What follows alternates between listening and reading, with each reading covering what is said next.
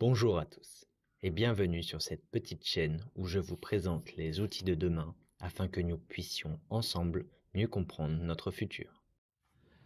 Doit-on faire une croix sur les voyages à l'autre bout du monde? Les voyages à longue distance ont un impact significatif sur l'environnement en raison des émissions de gaz à effet de serre générées par les transports. Certaines personnes choisissent d'ores et déjà de limiter leur voyage pour réduire leur empreinte carbone et minimiser leur contribution au changement climatique. De plus, les voyages internationaux peuvent être coûteux en termes de temps et d'argent. En cette période où la conjoncture économique s'annonce difficile, les contraintes financières ou professionnelles, puisqu'il faut pouvoir partir en vacances au moins 2 semaines, pourraient rendre les voyages à l'autre bout du monde peu pratiques ou inaccessibles pour de nombreux portefeuilles. Le tourisme responsable et durable peut être une alternative pour ceux qui souhaitent voyager tout en minimisant leur impact sur l'environnement et en soutenant les communautés locales, mais est-ce pour autant la fin des vacances à l'autre bout du monde? Les avancées technologiques et les préoccupations environnementales ont stimulé la recherche de nouveaux modes de transport sur de longues distances. Nous allons explorer dans cet épisode quelques-unes des options potentielles qui pourraient émerger ou se développer dans le futur.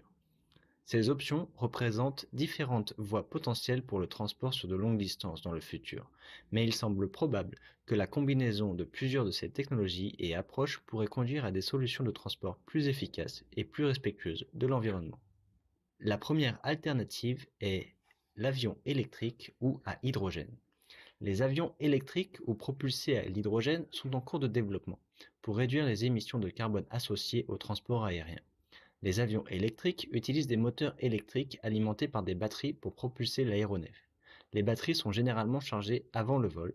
Les avions hydrogène, eux, utilisent des piles à combustible pour convertir l'hydrogène stocké en électricité, qui alimente ensuite les moteurs électriques. L'hydrogène peut être stocké sous forme liquide ou gazeuse dans des réservoirs spéciaux à bord de l'avion.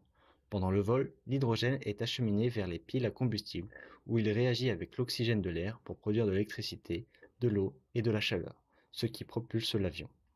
Néanmoins, les technologies actuelles de stockage d'énergie limitent l'autonomie de ces avions par rapport aux avions conventionnels, ce qui peut limiter leur utilisation pour des vols long courriers. Il serait également nécessaire de développer une infrastructure de recharge ou de ravitaillement en hydrogène à grande échelle pour prendre en charge ces nouveaux types d'avions. Enfin, les coûts de développement et de fabrication de ces avions peuvent être plus élevés que ceux des avions traditionnels, bien que cela puisse diminuer à mesure que la technologie se développe et devienne plus répandue. La seconde alternative est l'Hyperloop. L'Hyperloop est un système de transport proposé par Elon Musk qui utilise des capsules pressurisées se déplaçant à grande vitesse dans des tubes à basse pression pour minimiser la résistance. L'Hyperloop a le potentiel de transporter des passagers ou des marchandises à des vitesses très élevées, pouvant dépasser les 1000 km/h. En raison de l'absence de résistance de l'air dans les tubes à basse pression, l'Hyperloop pourrait nécessiter moins d'énergie pour fonctionner par rapport aux autres modes de transport à grande vitesse, tels que les trains à grande vitesse ou les avions. Cependant, la construction d'un réseau Hyperloop nécessite des investissements importants en infrastructure, y compris la construction des tubes, des stations et des systèmes de propulsion, ce qui pourrait rendre le projet prohibitif dans certaines régions. De plus, malgré les progrès réalisés dans le développement de la technologie Hyperloop, il reste des défis techniques à relever, notamment en ce qui concerne la sécurité, la stabilité et la durabilité à grande échelle. En effet, il suffit d'un seul trou dans un tube à basse pression pour provoquer un appel d'air potentiellement catastrophique, sans compter les micro-fissures laissant passer l'air qui rendent la mise à basse pression difficile à mettre en œuvre. Enfin, l'Hyperloop nécessiterait de nouvelles réglementations et accords juridiques pour sa mise en œuvre, notamment en ce qui concerne la propriété foncière, la responsabilité et la sécurité. Une autre approche consisterait à repenser les voyages à l'autre bout de la planète avec les modes de transport actuels optimisés. Au lieu de partir en vacances pour 2 semaines et de faire le voyage en une journée, on pourrait prévoir de longues vacances, de 2-3 mois, avec un voyage d'un mois par des transports maritimes plus écologiques, comme des navires à propulsion électrique, des voiliers cargo à énergie renouvelable et d'autres technologies visant à rendre le transport maritime sur de longues distances plus durable, ou par le train en utilisant une électricité décarbonée, ce qui ferait du voyage en lui-même non plus un déplacement, mais un bout des vacances.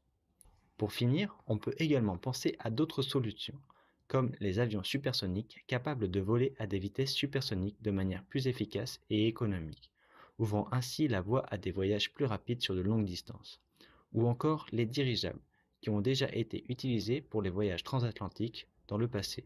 On se souvient notamment du Hindenburg qui a fini brûlé, malheureusement. En conclusion, l'avenir du transport sur de longues distances semble prometteur, avec l'émergence de technologies innovantes telles que les avions électriques ou à hydrogène et l'hyperloop. Ces options offrent des avantages potentiels significatifs en termes de réduction des émissions de gaz à effet de serre, de temps de trajet réduit et d'efficacité énergétique. Cependant, des défis technologiques, logistiques, économiques et réglementaires doivent encore être surmontés avant leur adoption généralisée. Malgré cela, ces développements représentent des pistes passionnantes pour façonner l'avenir du transport sur de longues distances de manière plus durable, rapide et efficace. J'espère que cette vidéo vous a plu. Si c'est le cas, n'hésitez pas à la partager, à laisser un commentaire et à mettre un pouce en l'air, comme vous le rappellent tous les youtubeurs. À bientôt pour une meilleure vidéo sur les outils de demain.